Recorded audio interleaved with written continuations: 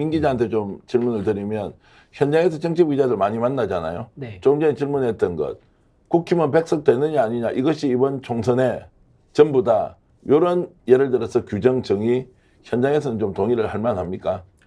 일단은 뭐 그러니까 범여권, 그러니까 개혁신당까지도 뭐 여권이라고 친다면 이제 100석은 넘겠지만 이제 그 국민의힘 자체가 100석이 넘느냐에 대해서는 지금 의견이 좀 저도 분분한 것 같긴 해요.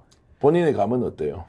저는 그래도 100석은 넘길 거라고 저는 100석은 넘긴다. 예, 보고 그 확실한 지역구가 몇 군데 있기 때문에 그렇게 하는데 이제 뭐 변수는 또 하나가 있죠. 하나가 있는 게 뭐냐면 이제 그 아까 계속 국민의힘 쪽에서 이제 특검법 거부에 대해서 이제 빨리 처리하고 싶어하고 예민하게 보는 이유가 지금 이태원 특별법이 또 걸려 있거든요. 그러니까 지금 엊그제죠. 엊그제 이제 민주당이 이제 이태원 특별법을 처리를 했는데 여기에 대해서도 국민의힘 같은 경우에는 표결에 불참을 했고 대통령실에서도 지금 이거마저 이제 거부권을 행사할 수 있다라는 지금 얘기를 하고 있고 한동훈 비대위원장도 약간 그런 뉘앙스를 풍기면 이거는 이제 자기 배우자도 있지만 이태원 참사에 대한 역풍은 어마무시하거든요. 조수임 아니 변호사. 그러니까 그것도 지금 저기 김건희 특검법하고 여론이 비슷하게 나오죠. 그쵸. 그거는 오히려 더 낫죠. 좋아죠. 더 낫죠. 예. 아, 설마 윤석열 대통령이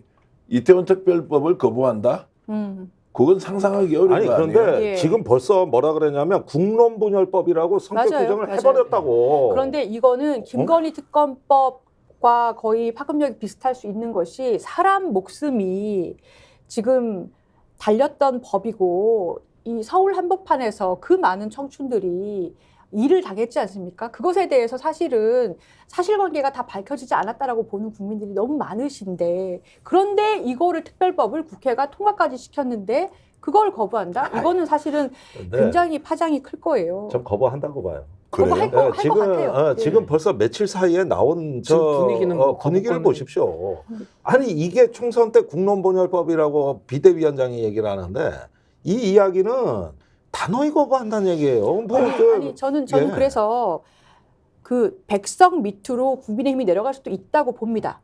지금 그러한 아주 좁은 대통령의 시야 때문에 국민의힘이 거의 지금 대통령의 사당처럼 되지 않았습니까? 네. 그런데 대통령의 좁은 시야가 선거에 악영향을 미쳐서 보일 수도 있다고 보는데 어떤 전제가 한 두 가지 정도 있어야 됩니다. 하나는 사실 PK하고 충청표지 않습니까? PK하고 충청, 대구는 지금 국민의힘 표밭이고요. 호남은 또 민주당 표밭이고 수도권도 지금 민주당 표밭 아닙니까? 그런데 충청하고 PK에서 만약에 지금 그 민주당 쪽으로 범민주 쪽으로 표가 많이 나온다. 민주개혁 세력으로 PK하고 충청에서 표가 많이 나온다면 가능성이 있는데 최근에 여론조사 결과들을 보면 20, 30대를 중심으로 해서 충청권에서 그리고 PK에서 사안에 따라서 상당히 출렁이고 있어요.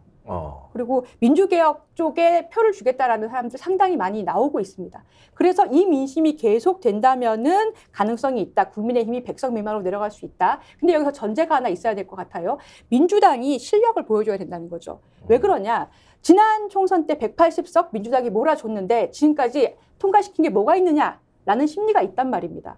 그래서 이 무당층을 잡으려면 민주당이 본인들이 입법 실력이 있다라는 것, 의지가 있다는 걸 보여주고 이것이 계속된 실정으로 국민의힘 대통령의 실정으로 이어지면서 PK와 충청의 표심이 출렁인다면 그렇다면 저는 충분히 국민의힘이 100석 미만으로 내려갈 가능성도 있다고 보고요.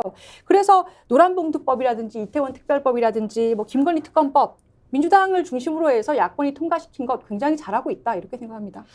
근데 이태원 특별법을 거부하면 총선이 100석이 아니라 정권이 국민을 위해서 존재하고 있느냐 아니냐 이런 부분 수사가 미진했다 아니다 무언가를 발표를 했는데 믿을 수 없으니까 그냥 다시 수사하자면 재수사하기도 하고 국회에서 국정조사할 수도 있고 그리고 특검할 수도 있고 이런 것들을 대통령이 의도적으로 우리 정권에서 뭔가를 숨기고 있기 때문에 의심하는 거냐 이러면서 거꾸로 이야기하는 것은 말이 안 되고 사실 그분들이 지금 오체 투지를 하는 이런 이제 모습을 보면서 피눈물이 나지 않습니까 국민들이?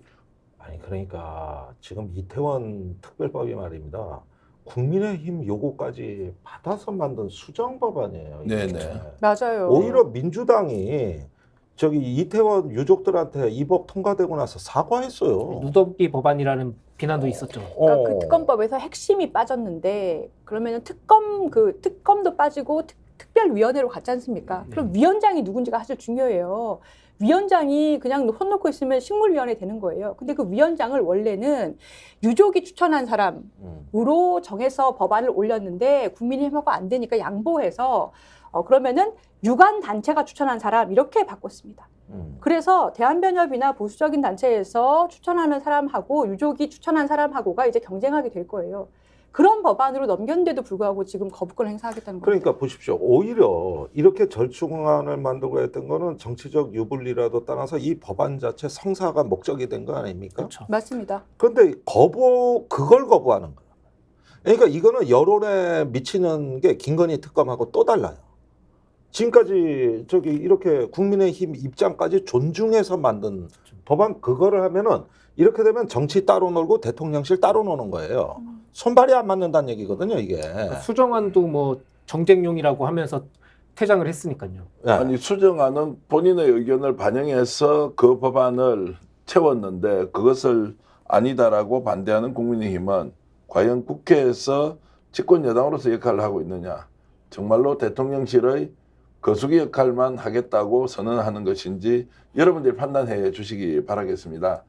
자, 오늘 토론을 통해서 저는 두 가지를 느끼고 있습니다. 김건희 특검과 관련해서는 어떤 식으로든 사실이 밝혀져야 한다. 그것은 대통령도 막을 수 없고 국힘도 막을 수 없다.